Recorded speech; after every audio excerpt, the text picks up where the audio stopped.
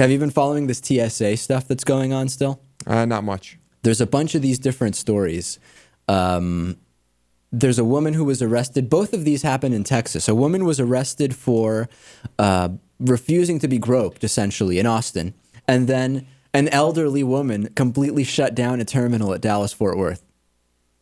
Which one do you want to hear first? Dallas or Austin? Dallas. Dallas. Okay, so here's the Dallas story. Let's figure out exactly what happened there. The airport mobilized its command post while officers searched the terminals for passengers described as an elderly woman. The TSA says she went through a body scanner. Agents spotted something suspicious. But by the time they tried to pull her aside for more screening, she'd already moved on into the terminal. Well, that's kind of scary, especially if she was supposed to be stopped and she just kept on going, because then you don't know what she was doing. TSA described it as minor, but it sparked a manhunt throughout the entire airport. It delayed 100 flights, too. An elderly woman, she was just too quick. Did you hear that? Something suspicious happened, but before TSA was able to actually get to her, not that there's not 50 of these TSA people around, she was able to just disappear into thin air. Doesn't surprise me. And those elderly people are spry. She delayed 100 flights, but it was a minor incident. And then here's the other one. This is a woman who was arrested at an Austin airport. This one is significantly more bizarre.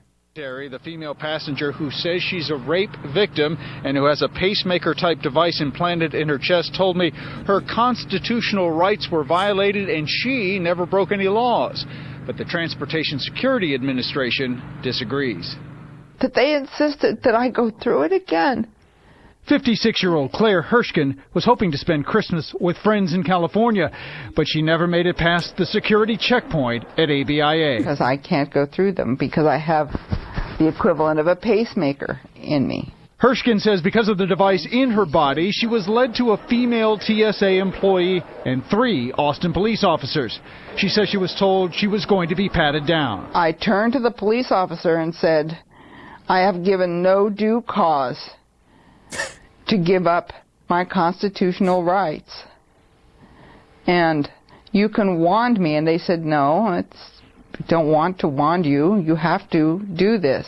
Hirschkin, who says she's a rape victim, agreed to the pat-down, but on one condition. I told them, I said, no, I'm not going to have my breasts felt. And she said, yes, you are.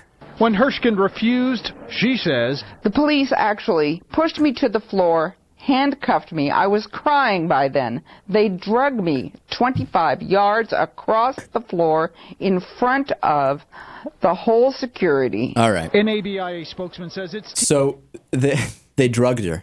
They drug her all over the place. You know, I feel bad for this woman because she does seem to be not...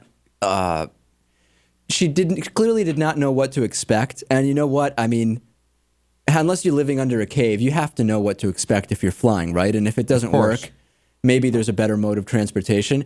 I feel bad for her. She claims to be a rape victim. She has something like a pacemaker. But do you really think that she was, dragged?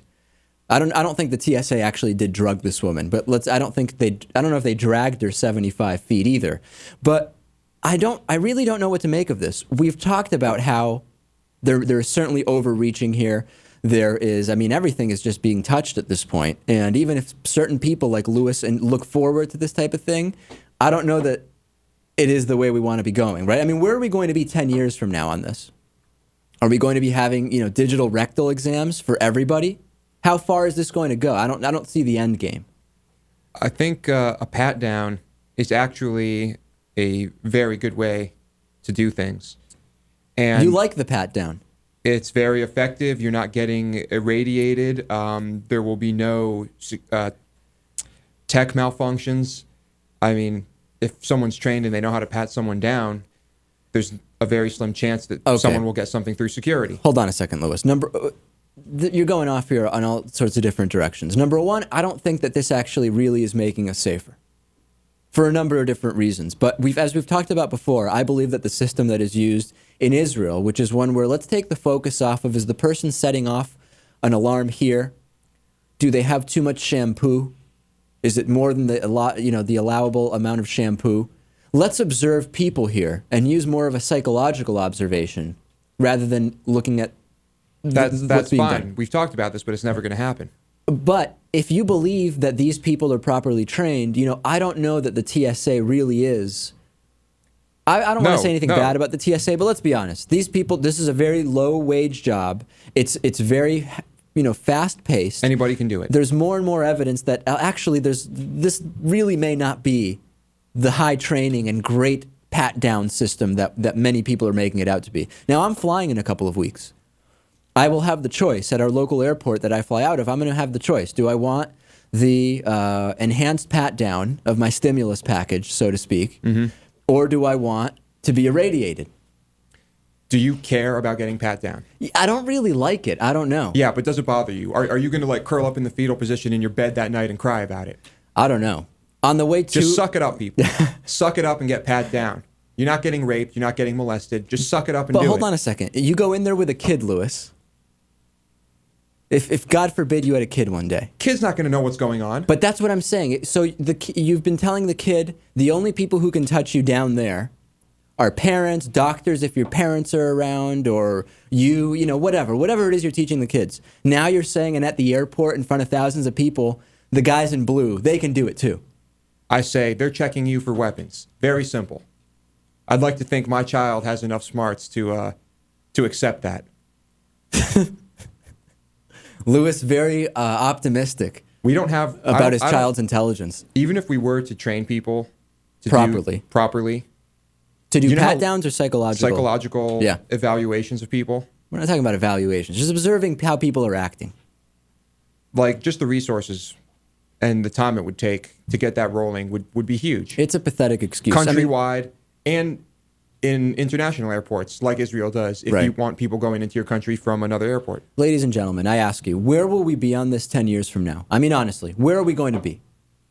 Tell me, please. On the bonus show today, there's a lot going on the bonus show. We're going to be talking about one state that has bucked the Tea Party tide, what's going on with Barack Obama smoking, and should we care? I think we actually should. 10 tech disasters that haven't happened. There's a lot going on. So let's be honest. It's time to do it. It's almost the end of the year. DavidPakman.com/membership. Rest of the show, and then we'll see you on the bonus show.